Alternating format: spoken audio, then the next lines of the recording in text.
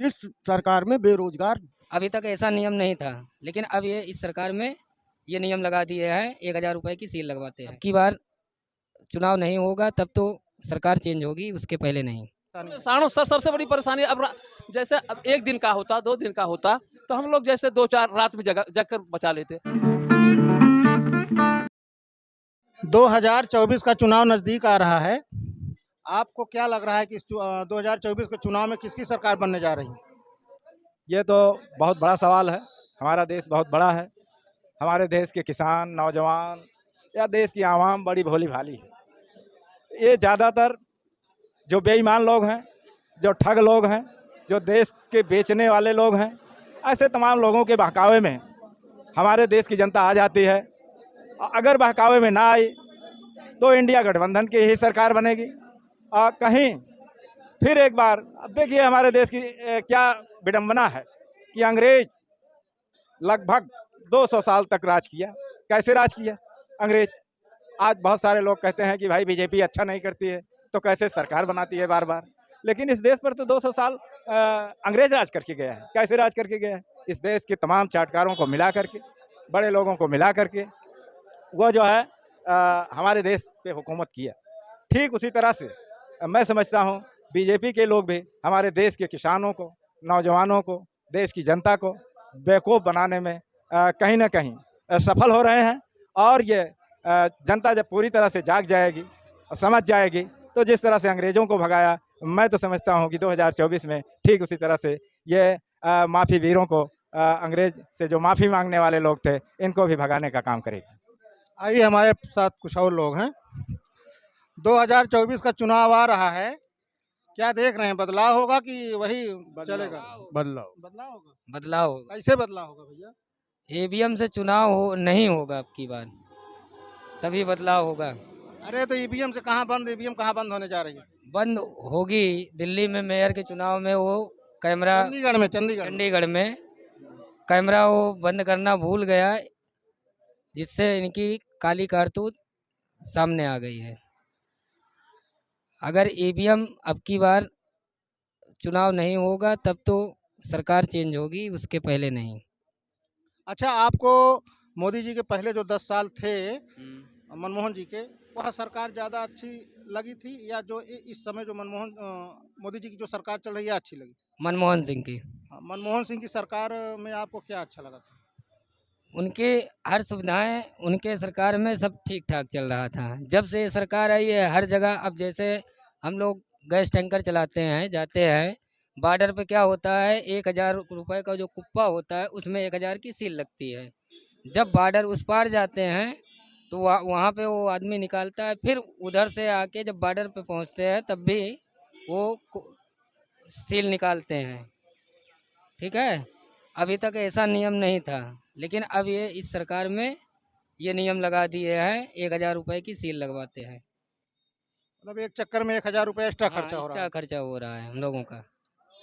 अच्छा, आपको जैसे अगर तुलना करना हो कि मोदी जी अच्छे नेता लगते हैं या राहुल जी अच्छे नेता लगते हैं, आप अगर तुलना करना है तो आपको बेहतर कौन लगता है? राहुल गांधी। राहुल गांधी क्यों क्यों लगता है? राहुल गांधी की देन है जो हम लोग यहाँ पे हैं आज। उन्हीं के समय में ये प्लांट बना है, उन्हीं के समय में सारा विकास हुआ है, उसके पहले अभी यहाँ कुछ नहीं हुआ है। और इनके मोदी जी के समय में तो कोको कोला बना है। कोको कोला बना है, ये तो वहाँ से हटा है, फैजाबाद से तो यहाँ बना है। वो सिर्फ नाम बदलते हैं बस, काम नहीं। मतलब नाम बदलने वाली सरकार है, हाँ। काम वाली नहीं। काम वाली नहीं, नाम बदलने वाली सरकार है। तो यार हर जगह लगा हुआ है मोदी जी की गारंटी, झूठ लगा है सब। झूठ है, कागजी कार्रवाई है। हकीकत में बयां करें, दिखाएं। हर जगह कागजी कार्रवाई, कागज में है सब, लेकिन हकीकत में नहीं है कहीं। आइए अंदर देखते हैं, हम लोग और कुछ लोग हैं। 2024 में चुनाव होने वाला है 1-2 महीने बाद। आपको मनमोहन सिंह की सरकार ज़्यादा अच्छी लगी थी या 10 साल की मोदी जी की? देखो 10 साल की मोदी जी का कुछ काम अच्छा लगा, लेकिन इस सरकार में बेरोजगार बहुत है, बहुत लोग बेरोजगार हैं, 101% बेरोजगार हैं। कोई कोई रोजगार नहीं है इस सरकार में। ये देखो पुलिस की भर्ती निकली, वो पेपर लीक हो गया, इसमें नुकसान किसका हुआ? पब्लिक का। अच्छा ये बताएं, अगर 10 साल मोदी जी के सरकार में काम नहीं हुआ है तो कैसे हर जगह इनकी सरकार बन जा रही है? अब सरकार बन जा रही है, पब्लिक है। कुछ लोग तो कहते हैं ईवीएम का ये है वो है, बैलेट पेपर से चुनाव हो तो क्लियर हो जाए कि ईवीएम गड़बड़ है कि पब्लिक गड़बड़ है। भाई चंडीगढ़ में देख लीजिए, 8 वोट उनका पीठाधिकारी खुद अनवैलिड कर दिया था।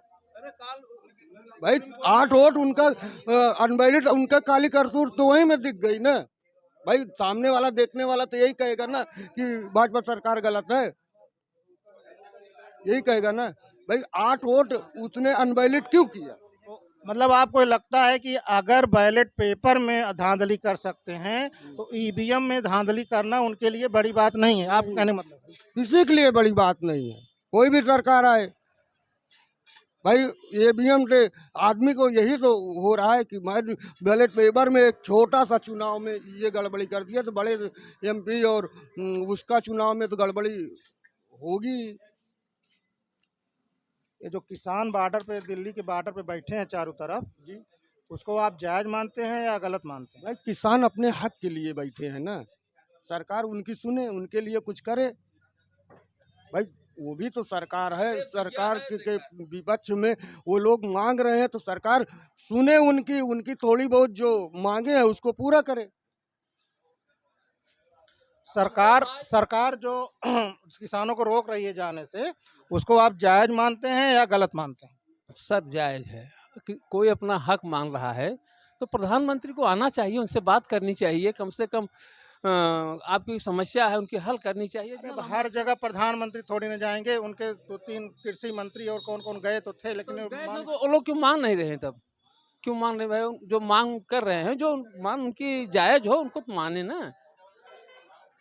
अब आप बताइए, हम भी ज़्यादा तो बड़े काश्तकार नहीं हैं, 8-10 बीघे काश्तकार हैं।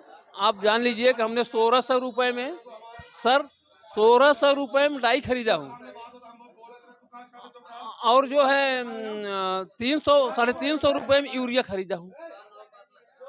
कोऑपरेटिव जब भी गया हूँ बोल रहे हैं कि भाई खाद है नहीं, खाद है नहीं। तो अब किसान भाई देखिए कैसे किया जाता है, हम रात दिन हम लोग कर रहे हैं। और रात दिन के अलावा इस समय सांड तो जो है और परेशान कर दिए हैं हम लोगों को।